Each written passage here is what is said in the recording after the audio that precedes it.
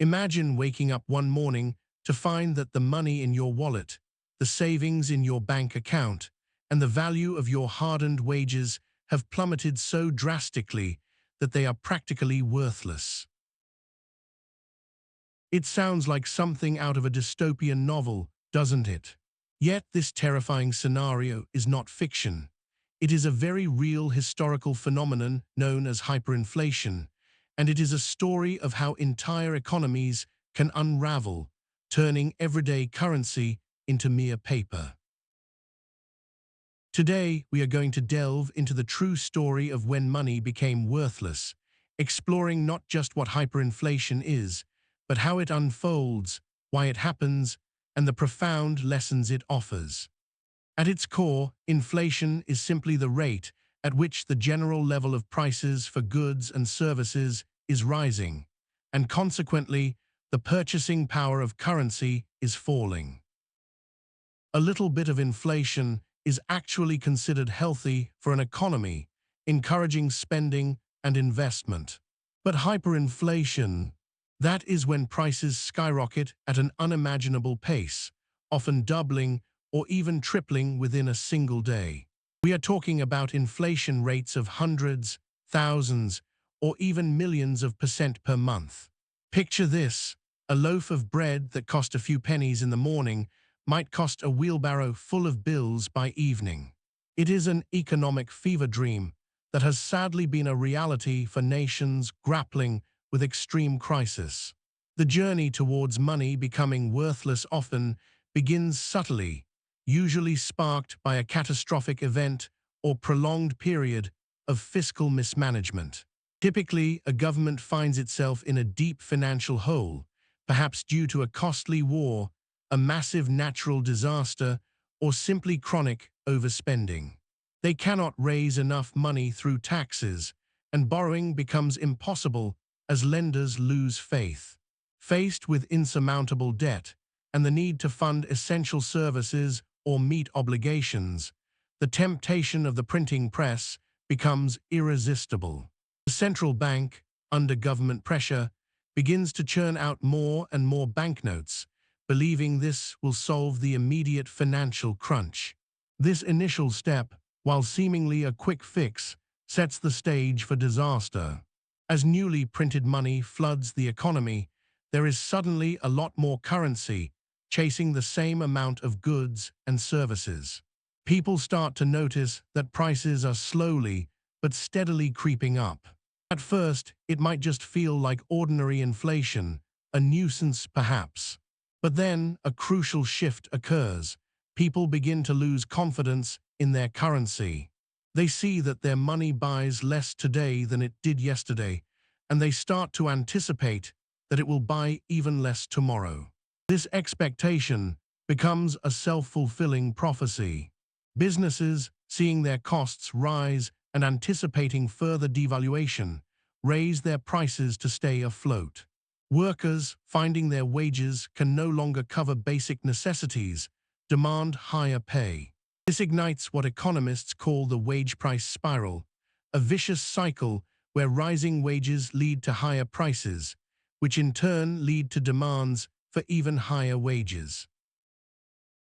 This spiral accelerates with terrifying speed. People realize that holding onto cash is like holding onto a melting ice cube. Its value is evaporating by the hour. Their instinct shifts from saving to immediate spending. If you have money, you spend it right now on anything tangible: food, clothing, tools, land, anything that will not lose value overnight. Foreign currencies, gold, or even practical commodities become the preferred medium of exchange. Bartering becomes commonplace as trust in the national currency completely collapses.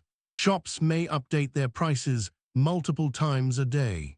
Banks struggle to keep up, and automated teller machines might dispense larger denominations that are still barely enough for a single transaction.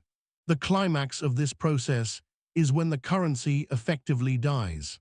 It becomes so abundant and so devalued that its physical paper is literally worth more as fuel, wallpaper, or even kindling than as a medium of exchange. People might use stacks of money as building blocks or children's toys, a poignant and tragic symbol of its ultimate worthlessness. So why does this happen? The scientific explanation lies primarily in the quantity theory of money and the psychology of expectations. Quantity theory posits that there is a direct relationship between the amount of money in an economy and the price level of goods and services. Simply put, if you dramatically increase the supply of money without a corresponding increase in the supply of goods and services, prices must go up. Each unit of currency becomes worth less.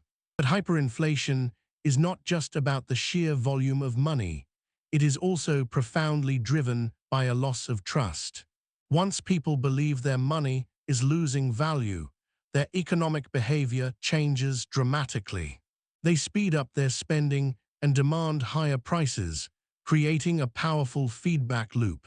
This collective loss of confidence becomes a runaway train, making it incredibly difficult for authorities to regain control.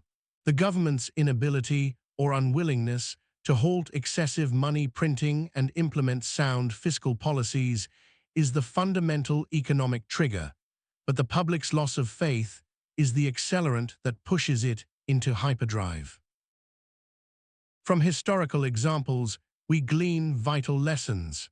Those who navigated hyperinflation best were often the ones who understood its destructive nature early on. They immediately converted their rapidly depreciating cash into tangible assets: real estate, gold, silver, foreign currency, or even durable goods like food and tools. The common mistake was holding onto the national currency, trusting that its value would eventually stabilize, or relying solely on their wages, which quickly became insufficient. Governments, when faced with such crises, eventually have to undertake drastic measures, stopping the printing presses, implementing severe budget cuts, and often introducing a completely new currency, sometimes backed by gold or a stable foreign currency. This process is painful, involving immense social and economic disruption, but it is the only way to restore stability and rebuild trust. Ultimately, the true story of hyperinflation is a stark reminder of the delicate balance that underpins our economic systems. It underscores the profound importance of sound financial governance, fiscal discipline, and the critical role that public confidence plays in maintaining the value of our money. While it is a dramatic historical event, understanding it helps us appreciate the stability we often take for granted and reminds us that the perceived worth of a currency is, in many ways, a shared belief. A collective trust that, once shattered, can take years, even decades, to rebuild. It is a story not just about numbers and economics, but about human behavior, trust, and the devastating consequences when a fundamental pillar of society, money itself, loses all its meaning.